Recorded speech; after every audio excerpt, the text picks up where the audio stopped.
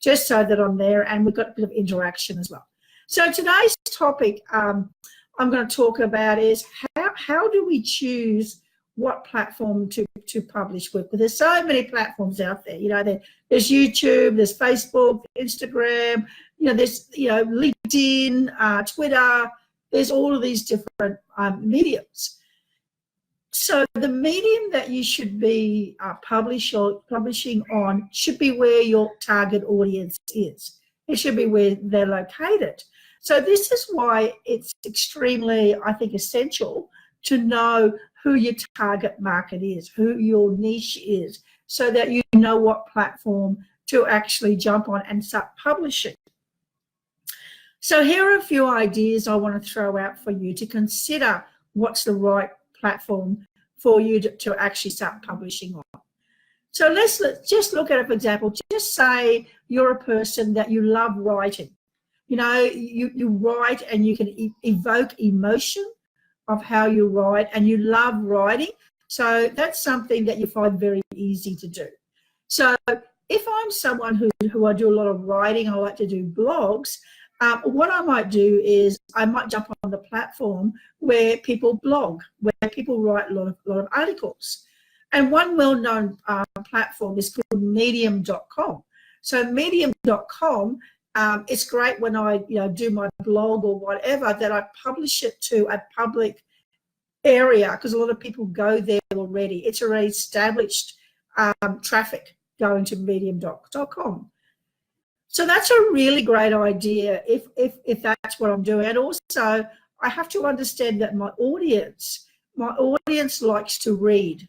So I have to do that research. I might do a survey, or I might do something and ask a simple question of, do you prefer video, do you prefer audio, or do you prefer to actually read information? So I would do a bit of a research there to find out what my audience wants, so that I can always meet my audience needs, not what I think. I think it's really important as a successful entrepreneur that you ask, and people will tell you, because they trust you, they like you, you develop that relationship. So don't be too scared to ask your audience what they want, because when we don't have to guess anymore, it makes it so much easier. The next one is I want to talk about, so we got Medium, and that's for people who like to blog. They're people who audience likes to read. They're also an established publishing group as well. So if I jump on Medium and just say, for example, I'm into house and garden. I do gardens, and I have a house, everything else as well. And I see a lot of articles around my industry that I probably know that I'm on the right platform. So I observe and I watch where people are actually blogging and writing articles, so that I can obviously model, because the hard work's already been done for me. So let's now look at Facebook. We've got Facebook Live, what I'm doing today. So Facebook, so the people who hang out on Facebook, they're usually the age group of 30 to 50 years of age. So usually people on Facebook, they're very much the entrepreneur type people. They're the people, because a lot of businesses actually advertise on Facebook. So we're looking at the solo entrepreneur, the people self-employed, the people who use that, but usually it's the 30 to 50 years age group. So what these people do is they like to listen. They like to listen and watch. They like to listen and watch. But when you're doing Facebook Lives and whatever, it's important to have high energy.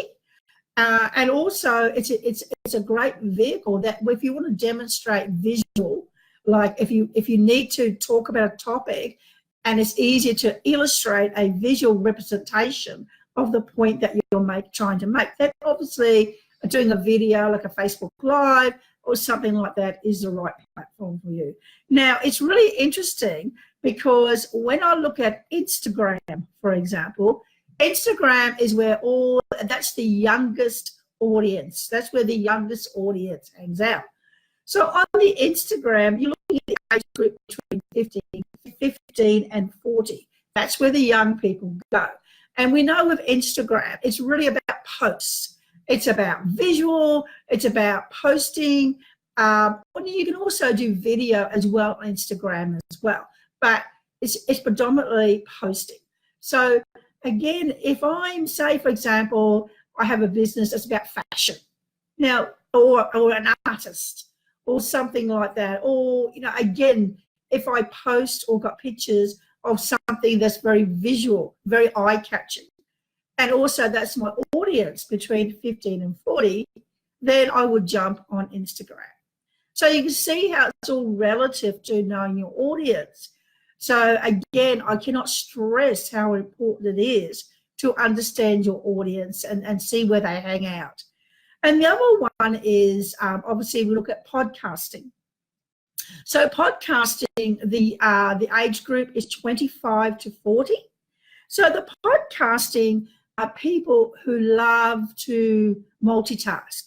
They're people who love personal development, they love education, and they love to listen to the podcast whilst they're doing other things. Like, say, for example, if they're walking or exercising or whatever, going to the gym, or they're doing their health routine, often they'll be listening to audio to educate themselves and develop themselves. So podcasting is great when you start looking at that age group and you start to understand that it's for people who want to do what they're doing and listen to the podcast in the background.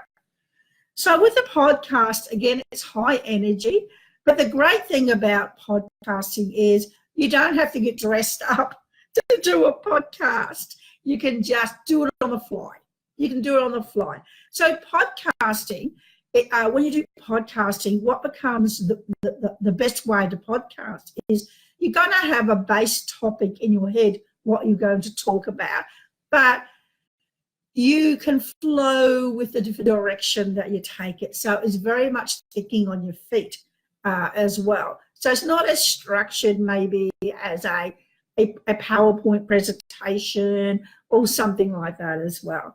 So, but remember, podcasting, there's no visual, so it's only audio.